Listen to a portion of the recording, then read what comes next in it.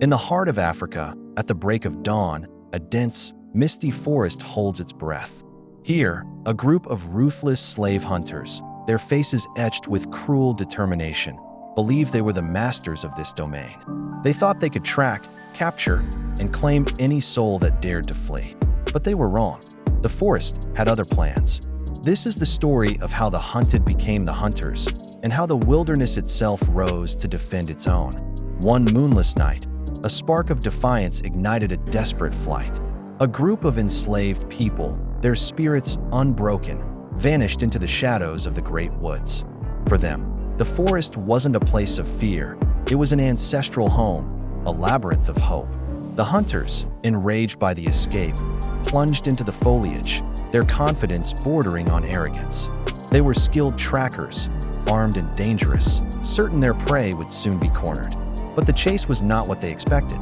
The forest seemed to awaken, to conspire with the fugitives. The escapees, led by those who knew the land's secrets, moved like ghosts through the trees. They didn't just run, they wove a tapestry of resistance.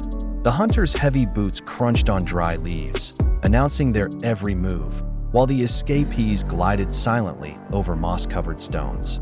The air, thick with humidity, seemed to muffle the hunters' calls, twisting their commands into confused echoes. Their pursuit quickly devolved into a frustrating ordeal. A seemingly clear path would suddenly end in an impenetrable wall of thorns. A sturdy-looking branch used to cross a ravine would snap under a hunter's weight, sending him tumbling into the muddy water below. These weren't accidents.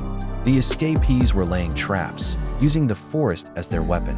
They fashioned tripwires from tough vines, concealed deep pits with a thin layer of leaves, and used the natural camouflage of the jungle to disappear in plain sight. The hunters grew increasingly agitated. Every rustle of leaves, every shadow that danced in the periphery, sent a jolt of paranoia through their ranks. One hunter, stepping carelessly, found his leg caught in a snare that yanked him upside down, leaving him dangling helplessly from a tree. His cries for help were swallowed by the immense, indifferent wilderness. The others, now more cautious, slowed their pace, their eyes darting nervously. The suspense was suffocating. They could feel unseen eyes watching them, a constant, unnerving presence that whittled away at their resolve. Close calls became more frequent. An arrow, crafted from sharpened wood, would whistle past a hunter's ear, embedding itself in a tree just inches away, a silent warning. The forest was not a neutral ground. It was an active participant in this deadly game of cat and mouse. The escapees used their knowledge of plants, not just for concealment, but for misdirection. They smeared a pungent sap on trees, creating false trails that led the hunters in circles for hours. They knew which fruits were poisonous and left them enticingly along the path, a tempting but deadly offering for the increasingly hungry and exhausted pursuers. The psychological toll was immense.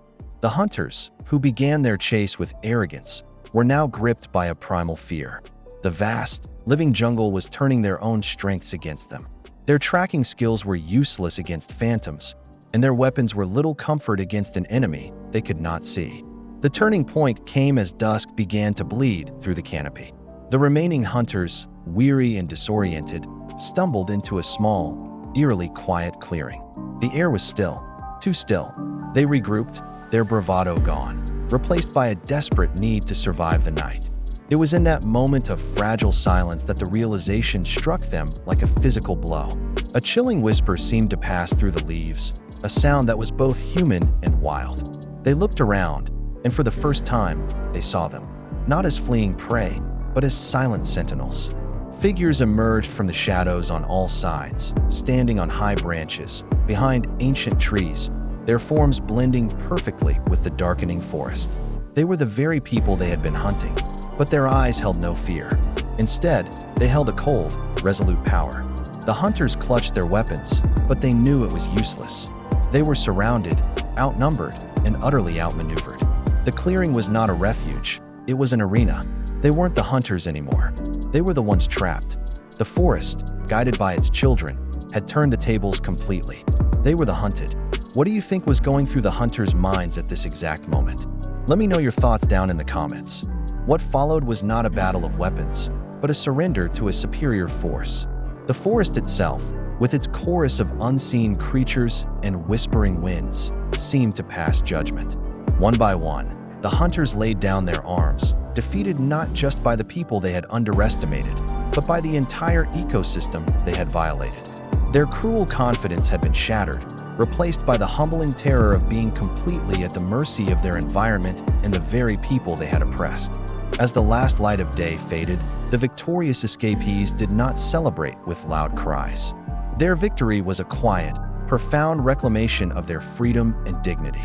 They were no longer fugitives, but masters of their domain, guardians of the wild sanctuary that had protected them. They had become one with the forest, its protectors, and its voice. As they melted back into the trees, they weren't just finding freedom, they were becoming it.